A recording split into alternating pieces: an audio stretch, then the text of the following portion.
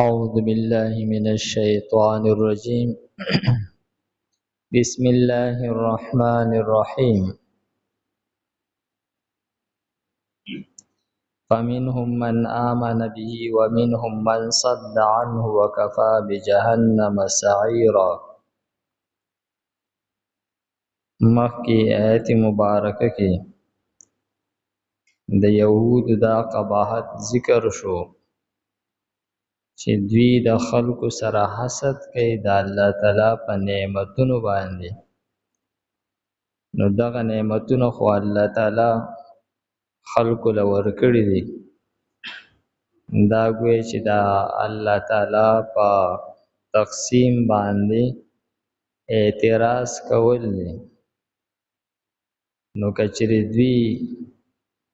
د پیغمبر باندې چې کم نعمتونه شوي دي هغه باندې حسد کوي نو دسی نعمتونه خو ابراهیم علیه السلام خاندان ته هم ورکړل شي لکه داود علیہ السلام سلیمان علیہ السلام یوسف علیہ السلام چې الله تعالی ول پیغمبري هم ورکړو کتاب هم ورکړو او بادشاہي هم ورکړو او سلیمان علیہ السلام سل بیبیان وی نو پدې نعمتونو باندې دوی حسد کوي او د هغې د وجې د نبي آخر الزمان نه انکار کوي نو دوی په دغه پیغمبرانو خو ایمان راوړی دی نو دا حسد د دوی بې معنی دی نو فرمایي چې دغه ابراهیم علیه السلام خاندان چې هغو له الله تعالی کتاب نبوت او بادشاهیانې ورکړې وي د دې اهل کتاب او يهوديانو داو سره دا معامله وا فمنهم نزين دغه يهوديان نا من هاغو آمنا چې ایمان راوړو به په هغه باندې ابراهيم عليه السلام او داغه په خاندان کې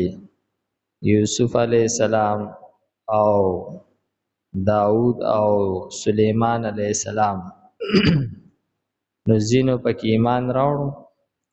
ومنهم او زین د دوینه من هاغو صد چې من کولې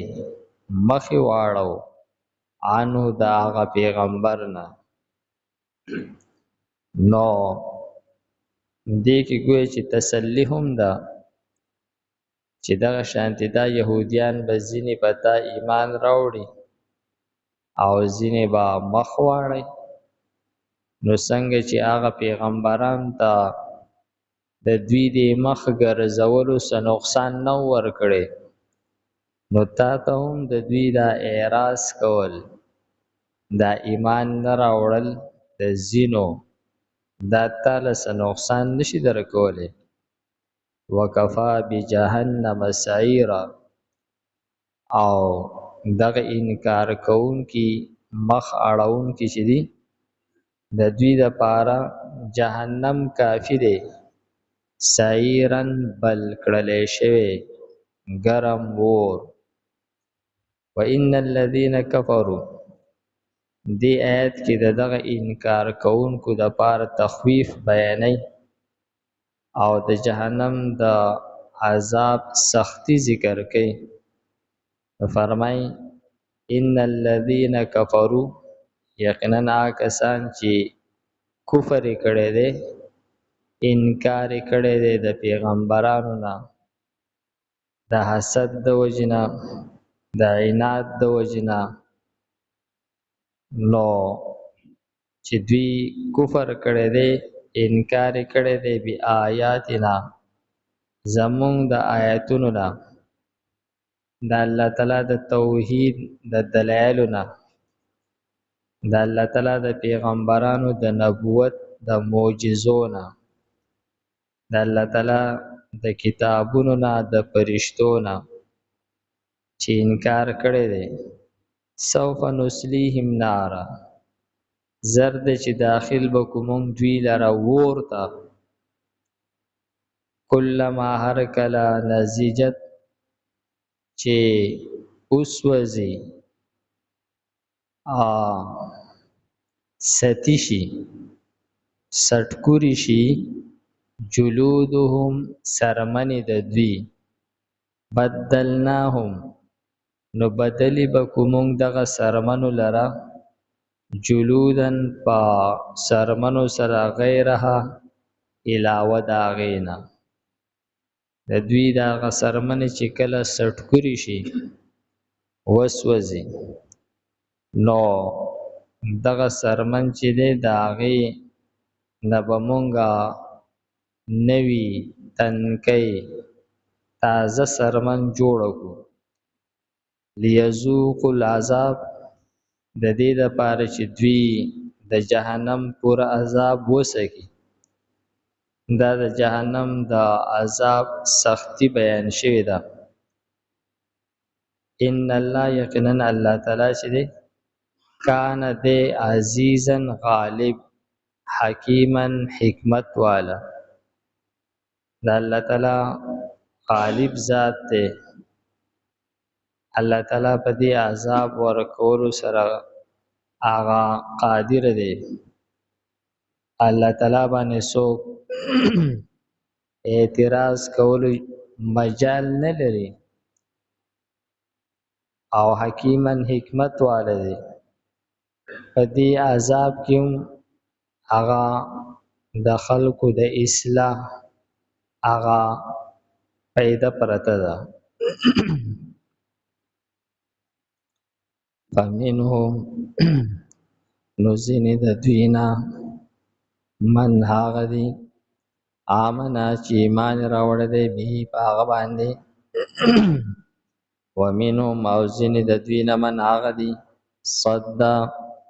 چې منکې مخ اړې عنه داغنا وکفا بجهنم سعیرا او کافی دی جهنم سوزون کې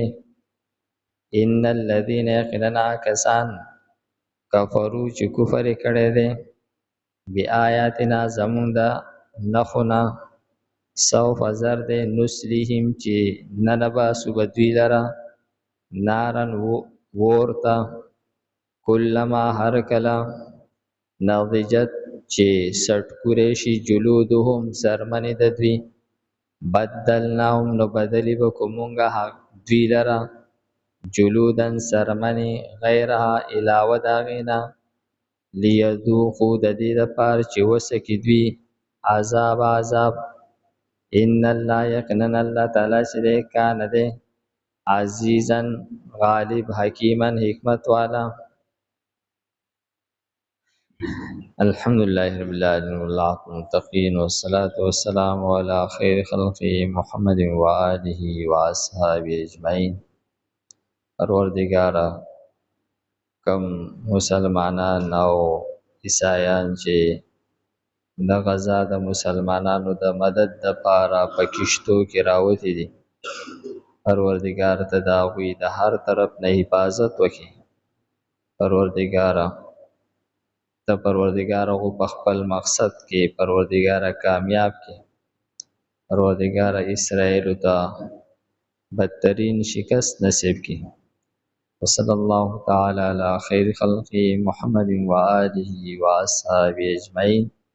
برحمتک یا ارحم الراحمین